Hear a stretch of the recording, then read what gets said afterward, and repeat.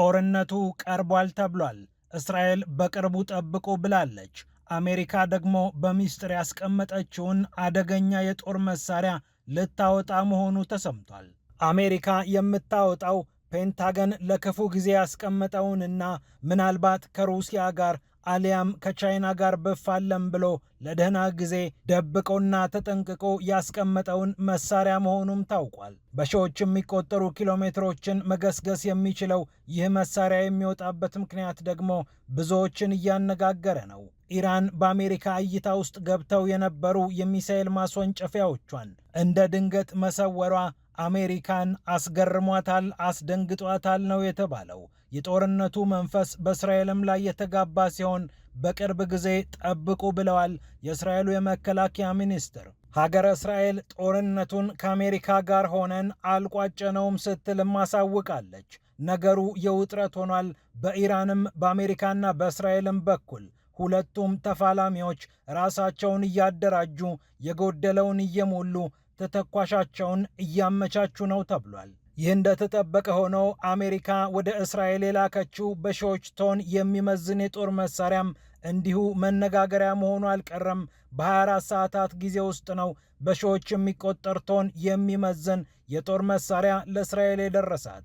ይህ ደግሞ እስራኤል ከአሜሪካ የደረሳትን የጦር መሳሪያ መጠን በአጭር ወራት ብቻ እጅግ ከፍተኛ መጠን እንዲሆን አድርጎታል ነው የተባለው።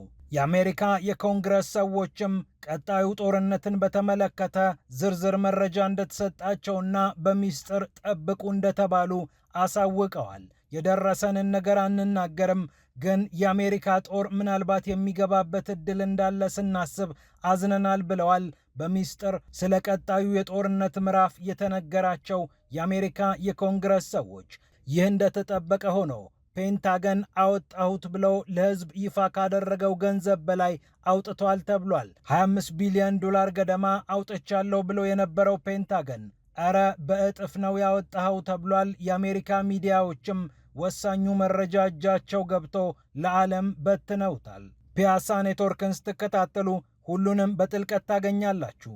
ፒያሳ ኔትወርክን ሰብስክራይብ፣ ላይክ እና ሼር በማድረግ የፈጣን የተአማኒና የጥልቅ ዘገባዎች ቤተሰብ ሁኑ ስንል በአክብሮት ጋብዘናል።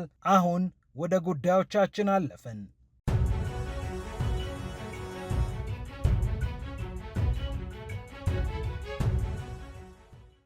የጦርነቱ መንፈስ ዳግም ነግሷል። አሜሪካ አሉኝ የምትላቸውን የጦር መሳሪያዎች እንደምትጠቀምም እየተነገረ ነው። ከድምፅ ፍጥነት ይልቃል የተባለውን ሃይፐርሶኒክ ሚሳኤል አሜሪካ ልትጠቀም እንደሆነ መረጃዎች ጠቁመዋል። የአሜሪካ ጦር ማዕከላዊ እዝ ዳርክ ኤግል የተሰኘውን አነጋጋሪ የጦር መሳሪያ አምጡልኝ፣ ልዋጋበት፣ ውረድ እንውረድ ልባባልበት ብለው ለፔንታገን ይፋዊ ጥያቄ ማቅረቡ ነው የተነገረው።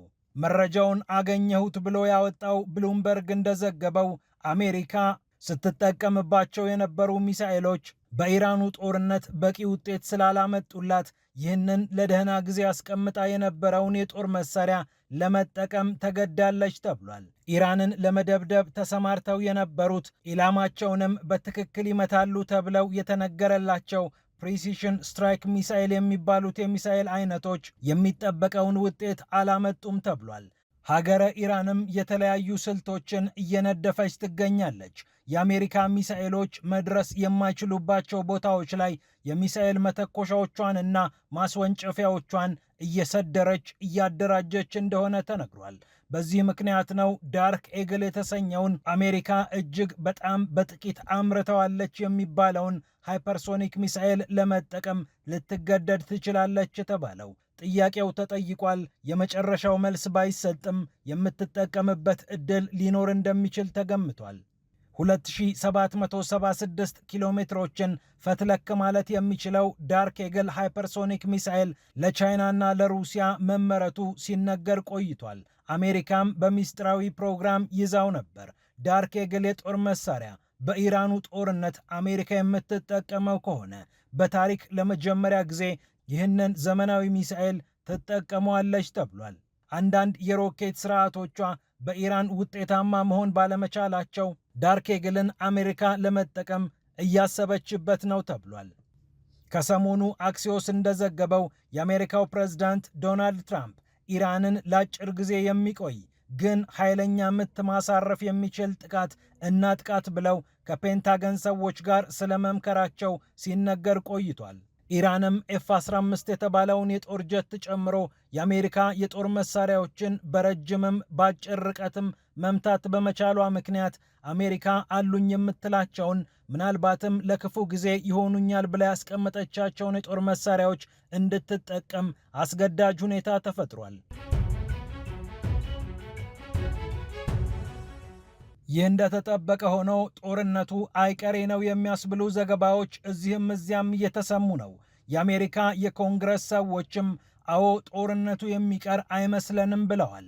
ከሲኤንኤን ጋር ቆይታ ያደረጉት ዴሞክራቱ ሴናተር ሪቻርድ ብሉሜንታል በኢራን ላይ የሚሰነዘረው ጥቃት የሚቀር አለመሆኑን ተረድቻለሁ ብለዋል። ዝርዝር ነገር አልናገርም፣ በሚስጥር የተነገሩን ነገሮች አሉ።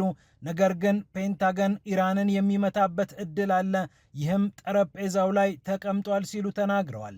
ዝርዝር ነገሮችን ግን ከመናገር ተቆጥበዋል። መናገር አልችልም ብለዋል። በጣም አሳዛኙ ነገር ይላሉ እኒህ ሴናተር፣ በጣም አሳዛኙ ነገር የአሜሪካ ልጆችን በዚህ ጦርነት ውስጥ የምንገብርበት እድል መኖሩ ነው ብለዋል። ሴናተሩ ይህንን ሲሉ አሜሪካ በጦርነቱ ውስጥ በእግረኛ ልትገባ ትችላለች ወይ የሚል ጥያቄ ዳግም እንዲጠየቅ አድርጓል። ለሁለት ወር ያህል ሲመላለስ የነበረው ይህ ሐሳብ አሜሪካ በእርግጥ ጨክና ታደርገዋለች የሚለው ነገር አጠራጣሪ ነው። ነገር ግን ጦርነቱን ለመቋጨት ምናልባት ለአጭር ጊዜ የአሜሪካን ወታደሮች በምድር ለማሰማራት አሜሪካ የምትገደድበት ዕድል ሊኖር እንደሚችል ሲነገር ቆይቷል። ይህ እንደተጠበቀ ሆኖ እስራኤልም ጦርነቱ እንደሚጀመር እያሳወቀች ትገኛለች። ምናልባት በጣም በቅርቡ ሊጀመር ይችላል ብለዋል የእስራኤሉ የመከላከያ ሚኒስትር ኢስራኤል ካትዝ። ውጊያው ግባችንን እስኪመታ ድረስ ጦርነት የሚከሰትበት ዕድል ሰፊ ነው ብለዋል ኢስራኤል ካትዝ። በተደጋጋሚ መተናታል፣ ባለፈው ዓመትም አሁንም ቀጥቅጠናታል። አሁን በታሪክ ቀጠናው አዲስ ምዕራፍ ላይ የተቀመጠበት ሁኔታ ተፈጥሯል። ይህንን ታሪካዊ አጋጣሚ እንጠቀምበታለን ብለዋል። የእስራኤሉ ጠቅላይ ሚኒስትር ቤንያሚን ኔታንያሁና የአሜሪካው ፕሬዝዳንት ዶናልድ ትራምፕም እጅ ለእጅ ተያይዘው እየተናበቡ በአሜሪካም በእስራኤልም ላይ የተቃጣውን የህልውና ጥቃት ይመክታሉ። በቀጣይ ትውልዶችም ይህ እስኪሆን ድረስ አረጋግጠን ምቱን እናጠናክራለን ብለዋል ኢስራኤል ካትዝ። ደግሞም ሚኒስትሩ የተናገሩት ነገር መሬት የረገጠ ዝግጅት እንዳለ የሚያመላክተው ዘገባ ከተሰማ በኋላ ስለመጣ የእርሳቸው ቃል ለመታመን የተጠጋ ነው።